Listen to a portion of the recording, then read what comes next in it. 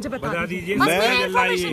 मैं crime branch में हूँ, कुछ और चल रहा है। मुझे आई डोंट नो। नहीं अभी मैं बाहर से हूँ। नहीं अभी आपने मुझे बोला कि नहीं बॉडी नहीं है, क्या है सर, बॉडी है कि नहीं है? मेरी ड्यूटी यहाँ पर है आप लोगों को इस बताने के लिए कि आप लोग आगे ना बढ़े। बस यहाँ पर आगे नहीं बढ़ रही हूँ, आप मुझे बता दीजिए क्या आप इस बारे में डीएम साहब से पूछ आई हैं? डीएम साहब से आपकी बात हुई है? डीएम साहब से बात हुई है आपकी? डीएम साहब से बात हुई है आपकी? डीएम साहब से बात हुई है आपकी? डीएम साहब से बात हुई है आपकी? सर ये क्या चल रहा है? डीएम साहब से बात हुई है आपकी? कितनी डीएम साहब से बात हुई है आपकी? नहीं बात नहीं सही है, सब लोग जो ड्यूटी है मैडम वही बोलूंगा मैं। 2012 के निर्भया केस को शायद ही कोई भूला होगा। जहां 16 दिसंबर 2012 हमारे जहन में घर कर गया था, वहीं अब एक और मामला सामने आया है जिसमें हाथरस की निर्भया की बलि चढ़ गई। एक बार फिर घिनौने अपराध ने हमारे देश को शर्मसार कर दिया है।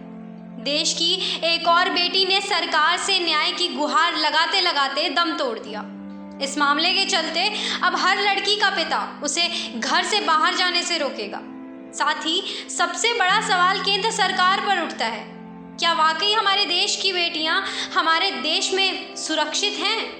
दरिंदों ने इस बार हैवानियत की सारी हदें पार कर दी। हाथरस की निर्भया के साथ पहले दरिंदों ने रेप किया। जब इतने से उनका मन नहीं भरा तो उन्होंने उसकी जीभ काट दी ताकि बच्ची उनके खिलाफ कोई गवाही न दे पाए। यही नहीं, इसके बाद उन्होंने बच्ची की रीढ़ की हड्डी भी तोड़ दी ताकि वो चलकर अपने घर न जा पाए। घटना के 9 दिनों के बाद जब बच्ची को होश आया तो उसने इशारा कर अपना बयान दर्ज करवाया। बयान लेने पहुंचे सीओ ने बेटी के बयान को 2 पन्नों में लिखा। आरोपियों की पहचान गांव के रहने वाले संदीप, लवकुश, रामू और रवि के रूप में हुई है। हाथरस में गैंगरेप की शिकार 19 वर्षीय दलित युवती की मंगलवार को दिल्ली के सफदरजंग अस्पताल में मौत हो गई। 2 हफ्ते पहले दरिंदों ने पहले उसके साथ दुष्कर्म किया। हालत बिगड़ने के बाद उसे सोमवार शाम को जब दिल्ली के सफदरजंग अस्पताल में भर्ती कराया गया, जहां मंगलवार सुबह उसने दम तोड़ दिया। इस मामले को लेकर लोग आग बबूला हुए बैठे हैं। वहीं प्रदेश में सभी विपक्षी दलों ने मामले को लेकर योगी सरकार पर जमकर हमला बोला है। प्रशासन पर सवाल उठना जाहिर सी बात है। निर्भया के बाद हाथरस का ये मामला बड़ा मुद्दा बनता दिखाई दे रहा है। शायद इस बार प्रशासन अपने नियम बदले और आरोपियों को जल्द से जल्द कड़ी सजा सुनाए। गैंगरेप पीड़िता के चाचा ने बताया, पुलिस दबाव बना रही थी कि शव का अंतिम संस्कार कर दे, जबकि बेटी के माँ बाप और भाई कोई भी यहाँ मौजूद नहीं है। वे लोग दिल्ली में ही हैं और अभी पहुँचे भी नहीं हैं। रात में अंतिम संस्कार न करने और परिवार का इंतजार करने की बात कहने पर पुलिस ने कहा कि अगर नहीं करेंगे तो हम खुद कर देंगे। बताया जा रहा है कि गैंगरेप पीड़िता का शव रात करीब 12:30 बजे हाथरस पहुंचा था। एम्बुलेंस को जब अंतिम संस्कार के लिए ले जाया जा रहा था तो लोगों ने उसे रोक दिया और एम्बुलेंस के आगे लेटकर आक्रोश जताया। इस दौरान एसडीएम पर परिजनों के साथ बदसलूकी करने का आरोप लगा। इसके बाद पुलिस और ग्रामीणों में झड़प भी हो गई। इस मामले में बॉलीवुड एक्ट्रेस कंगना रनौत, अक्षय कुमार, ऋचा चड्ढा और कई अन्य एक्टर्स ने अपना गुस्सा जाहिर किया है।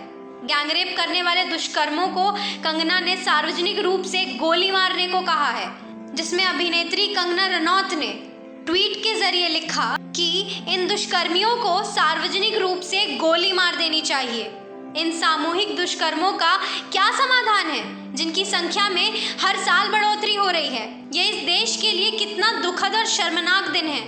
हम शर्मिंदा हैं क्योंकि हम अपनी बेटियों की सुरक्षा करने में विफल रहे।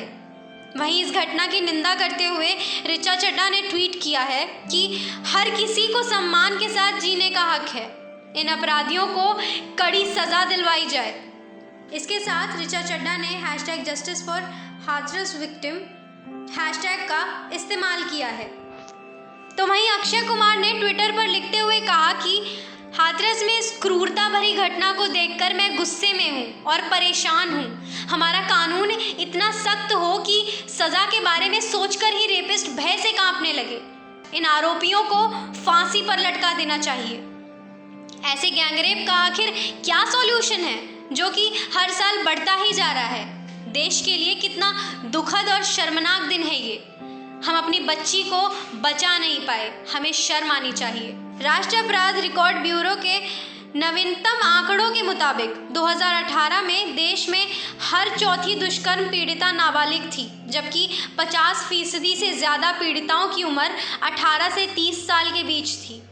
आंकड़ों में कहा गया है कि 2018 में दुष्कर्म के 33,356 मामले दर्ज किए गए, जिनमें 33,987 पीड़िताएं थीं और औसतन 79 दुष्कर्म रोजाना।